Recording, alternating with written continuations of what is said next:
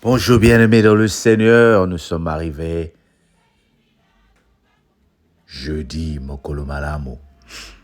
Et nous sommes aussi en train de finir Ésaïe 66, le dernier chapitre d'Ésaïe. Nous lisons une partie ce matin et demain nous clôturons avec Ésaïe pour finir la semaine avec ce grand enseignement du livre d'Ésaïe qui nous a pris beaucoup de mois, n'est-ce pas? Ésaïe 1, Ésaïe chapitre 6, 66, 1 à 12. Ainsi parle l'Éternel, le ciel est mon trône et la terre mon marchepied. Quelle maison pourriez-vous me bâtir et quel lieu me donneriez-vous pour demeure? Toutes ces choses, ma main les a fait et toutes ont reçu l'existence, dit l'Éternel. Voici sur qui je porterai mes regards, sur celui qui souffre et qui a l'esprit abattu, sur celui qui craint ma parole, celui qui émole un bœuf est comme celui qui tuera un homme, celui qui sacrifie un agneau est comme celui qui romprait la nuque à un chien. Celui qui présente une offrande est comme celui qui répandrait du sang de porc. Celui qui brûle de l'encens est comme celui qui adorerait des idoles. Tout cela se complaisent dans leur voix, et leur âme trouve du plaisir dans leur abomination. Moi aussi, je me complairai dans leur infortune, et je ferai venir sur eux ce qui cause leur effroi, parce que j'ai appelé, et ils n'ont point répondu, parce que j'ai parlé, et ils n'ont point écouté. Mais ils ont fait ce qui est mal à mes yeux, et ils ont choisi ce qui me déplaît. Écoutez la parole de l'Éternel, vous qui craignez sa parole. Voici ce que disent vos frères, qui vous haïssent et qui représentent à cause de mon nom, que l'Éternel montre sa gloire et que nous voyons votre joie, mais ils seront confondus. Une voix éclatante sort de la ville, une voix sort du temple. C'est la voix de l'Éternel qui paye à ses ennemis leur salaire. Afin d'éprouver leur douleur, elle a enfanté, avant que les souffrances lui viennent.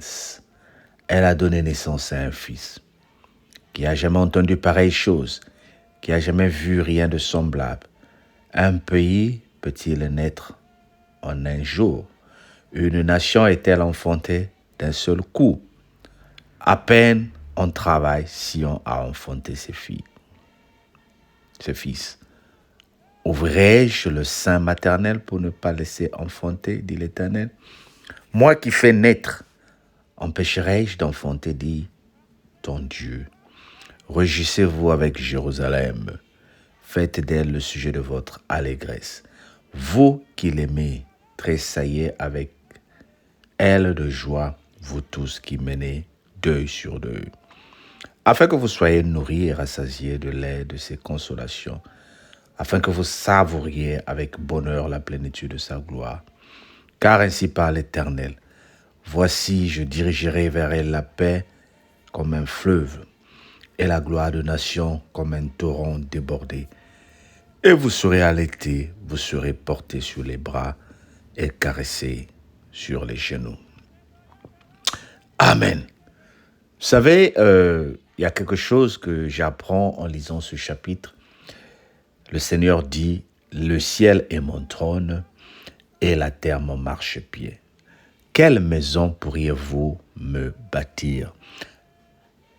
Et quel lieu me donneriez-vous pour demeure? Souvent, nous avons l'impression que ce sont nos œuvres qui garantissent la gloire de Dieu dans nos vies. Souvent, nous pensons que c'est lorsque nous donnons de l'argent, par exemple, à l'Église, que la gloire de Dieu est garantie dans notre vie, que notre vie financière est améliorée. Le Seigneur dit, quelle maison pouvez-vous me bâtir? Est-ce que vous pouvez m'acheter? Voilà ce qu'il veut dire. Est-ce que j'ai vraiment besoin de vous pour vivre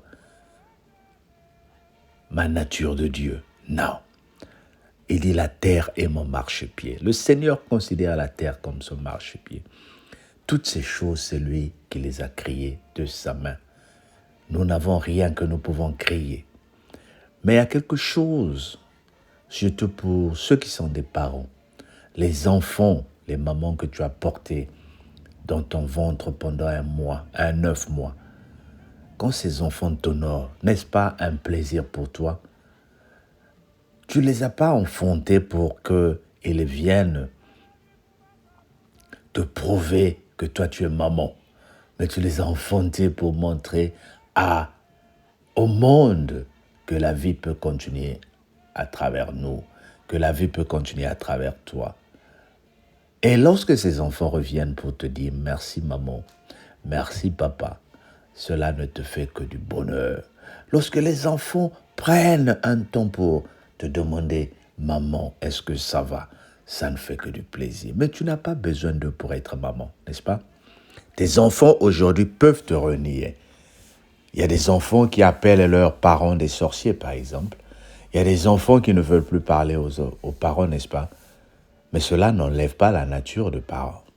Le fait que tu as enfanté, tu es papa. Le fait que tu as eu des enfants, tu es mère. Même si les enfants refusent de te le reconnaître. Mais au moins, le nom de papa et maman te reste. Et c'est ce que Dieu est en train de dire ce matin. Il restera Dieu que tu le veuilles ou pas. Et c'est ce que Dieu est en train de dire.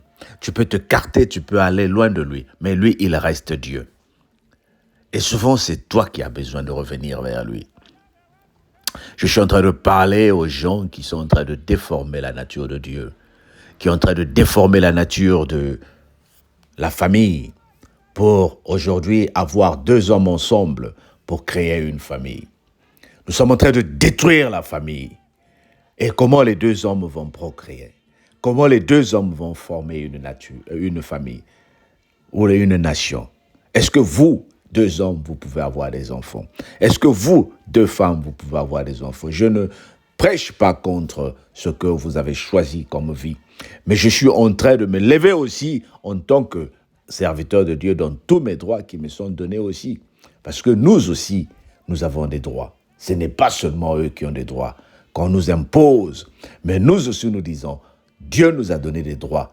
C'est de protéger la famille, c'est de proclamer la vie.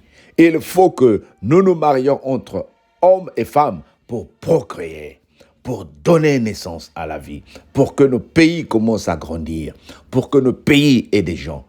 Mais si nous enseignons aux enfants qu'ils peuvent rester avec des hommes entre eux, mais nous sommes en train de détruire le monde. Et c'est ce que le monde veut. Oh bien-aimé, je me lève devant tout esprit de corruption qui peut te rattraper pour que tu te ressaisisses pour dire Dieu est bon. Il n'a pas besoin de toi pour être Dieu. Mais nous avons besoin de lui. Repartons vers Dieu. Parce qu'il est dit, la terre est son marchepied. Un seul mot suffit à notre Dieu pour détruire ce monde. Nous avons tout essayé. Covid nous a montré comment nous sommes faibles. Et lorsque nous nous sommes agenouillés, Dieu a eu pitié de nous. Ne tentons pas encore le Seigneur pour qu'il nous envoie encore d'autres fléaux. Mais restons humbles pour dire, Dieu, aide-nous, car nous sommes tes enfants. Sois béni au nom de Jésus. Amen. Partage cette parole.